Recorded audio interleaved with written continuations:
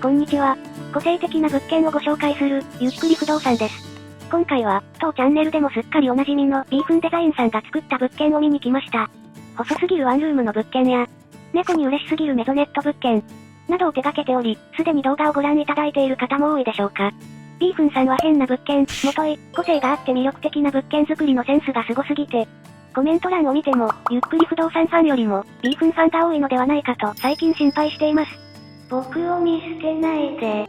で、今回なんですが、世田谷区の住宅街にやってきております。ビーフンさん曰く、これは割と普通の物件ですよ。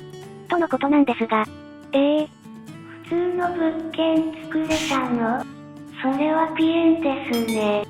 ビーフンさんが作る、普通の物件とはどんな姿なのか？めちゃくちゃ興味があるじゃないですか。36平米のロフト付きワンルームということですが、楽しみです。というわけで着きました。細い通路の向こうに見える細いとんがったやつですね。尖っとうやないかい。普通の物件は尖っていないと思うんですが、まあいいでしょう。きっと尖るのは標準仕様なんでしょう。細い通路を進んでいくと、白い建物が見えてきました。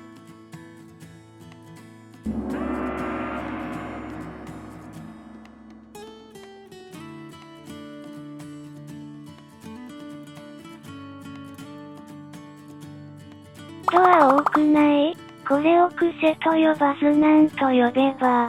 まあいいでしょう。きっと1階にドアがいっぱいあるのも標準仕様なんでしょう。さてこちらが玄関です。お、なるほど。いきなり階段ですね。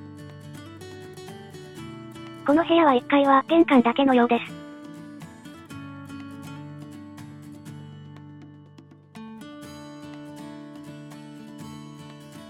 こちらが2階でしょうか。ドアが2箇所あって、上にはまだ階段が続いています。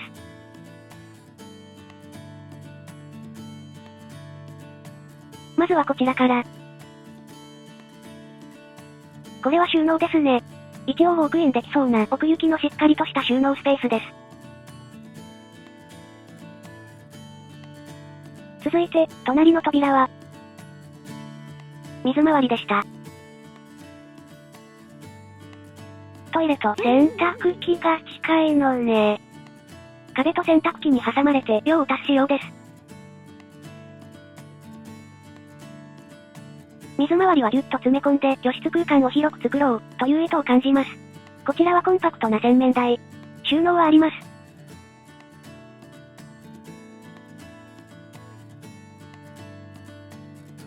下にも収納あり。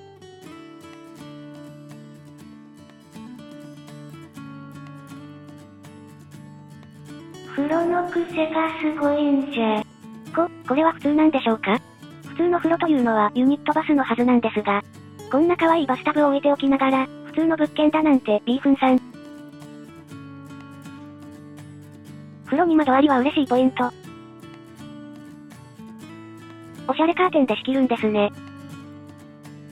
いやー、どう見ても普通じゃないんだけどな。とりあえず2階は水回りと収納だけという不思議な構成でした。さらに登ってみましょう。次が3階でしょうか。なんかさらに上に階段見えてる。これワンルームでしたよね。ワンルーム感が全然ないんですけど。むしろカテゴリーとしてワンルームって合ってます？ 3 階着きました。なんかめっちゃ広くない？ここはダイニングキッチン的なスペースでしょうか。で角がやっぱり尖ってますね。窓が大きくて明るいキッチン。いや、このキッチンは癖強めではなかろうか。普通のキッチンといえば、キッチンメーカーが売ってる既製品ですよね。これは完全にオリジナルですよね。据え置き型 IH はいつものビーフンさん物件仕様。他の物件では見たことないです。ワンルームのキッチンにしては長さがすごい。収納は自分で用意する感じですね。備え付けのお決まりのキッチン収納がいい人もいそうですが、ここに住む個性派な方は楽しんでインテリアを選んでいくのでしょう。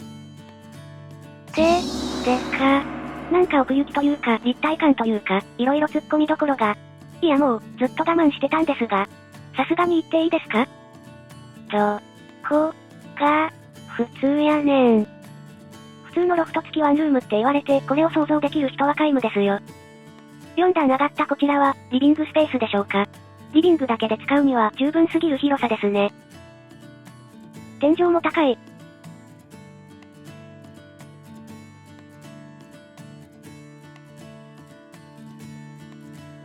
窓の外は隣の建物がみっちり立っていますね。まあ中目黒までもギリ歩けるくらいの立地ですから、これはやむなしでしょう。バルコニーは小さめ。一応外に出れば空が見えますね。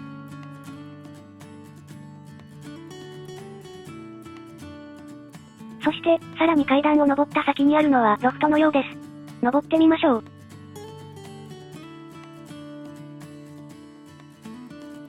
緩やかなので垂直式よりは断然登りやすいですが、踏み面が狭いので踏み外したらまあまあ痛そうです。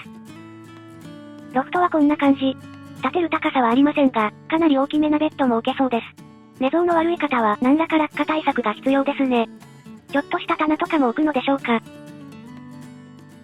下を覗いてみると、三角形。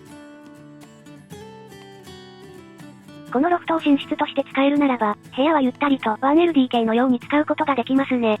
とてもワンルーム物件には見えません。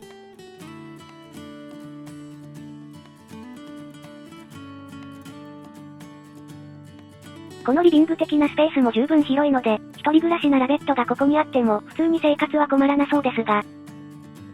いやー、面白い作りですね。1階の玄関からは全く想像できないものでした。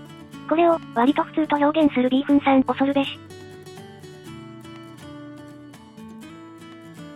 このダイニングっぽいスペースはいいですね。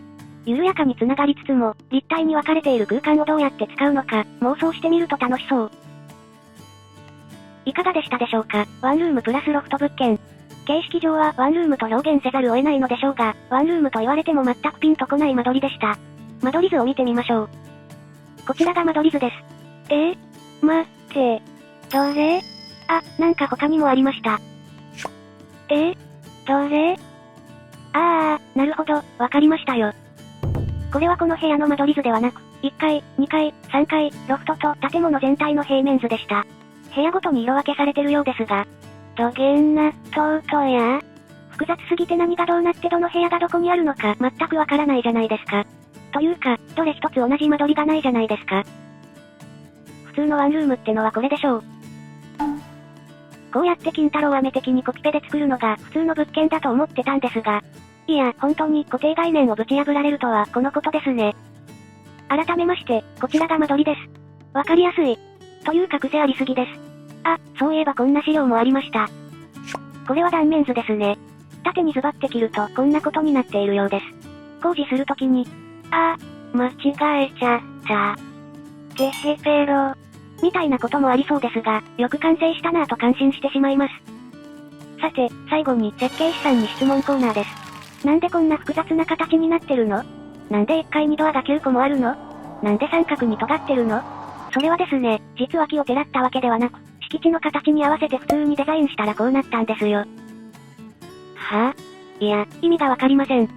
道路から建物までの細い通路ありましたよね。実はここの敷地はこんな形をしているんです。いわゆる旗座落ちですね。で、こんな形をしていると、建築基準法という法律でアパートやマンションのような共同住宅というのは建てられないんです。エントランス、廊下、階段のような共用部があると共同住宅なんです。で、今回作ったのは、共同住宅ではなく、長屋という分類なので、建てられたのです。長屋、つまり1階に玄関がある戸建てがいくつも合体した建物です。なるほど、だから1階に玄関がたくさんあったんですね。ちなみに、尖っているのも理由があります。同様の法律で、2メートルの幅で通路を確保しなければいけないんです。ここの部分は建物が建てられません。なので、この敷地の形に合わせて、建てられる部分に建てただけなんですよ。なんじゃそりゃあ。めちゃくちゃ面白いじゃないですか。てっきり尖った建物が好きなのかと思ってましたよ。敷地に合わせて普通に作ったらこうなったということですね。ビーフンさんの割と普通という表現はそういうことだったんですね。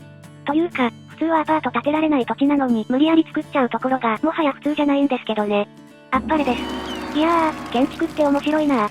今後もゆっくり不動産としてはビーフンさんとズブズブの関係を深めるもとい、ビーフンさんの個性的な物件を内見できるのを楽しみにしています。次回も変わった物件の内見を予定しています。お楽しみに。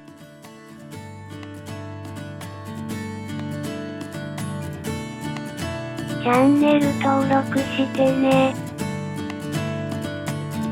してね。